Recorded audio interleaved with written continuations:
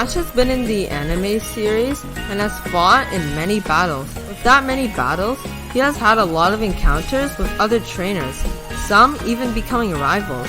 Whether they're from leagues or simple encounters, some of them were really nice and some weren't the brightest to him. And some can be a lot better and stronger than others.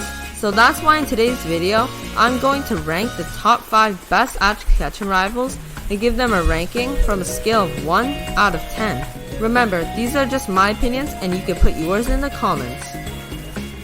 In 5th place, arriving from Hoenn, I chose Morrison. Morrison was a pretty bright rival and there was some competition with him, but the main thing that bothered me is that he came too late in the series. This ended up making both his personality and his interactions with Ash not as important as they should be. But his personality wasn't too good either, and was centered around him being energetic and a small joke. And finally, the battle between him and Ash was not too good at all. I mean, just fight him, it's fine if you win or lose. In ranking, I would have to give him a 6 out of 10, because he didn't suck, but he just wasn't good. In 4th place, I chose Elon from the almighty XY and XYZ. Now I know that Elon is a great character, and I really like him as a trainer as well. I just love the Mega Evolution specials and all the teasing to foreshadow his eventual encounter with Ash. Although he didn't get as much interaction with Ash or battles, he still had a great final battle with Ash at the Kalos League finals, but I'm still slightly annoyed that he beat Ash at the end. So I think Elon's great, but just not as good as some others, so he would get a 7.5 out of 10. Coming in the top 3 is the second Kalos rival, Sawyer.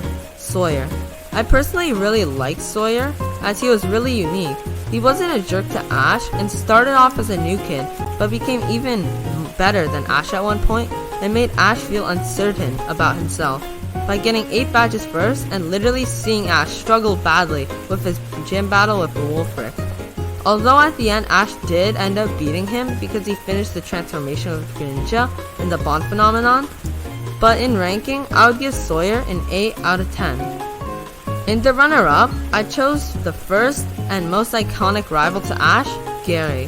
Gary was the very first rival to Ash and was almost the perfect jerk rival. Although he started as a jerk to Ash, he quickly matured and improved his technique. He had a couple of appearances to Ash before the final battle, but by the end, they are more friends than rivals. And of course, the finish was an amazing battle that lasted 2 episodes. And finally, he made it easier for the anime to write new and better rivals. That's why Gary would get an 8.5 out of 10. And finally, in 1st place, we have the fan favorite Paul.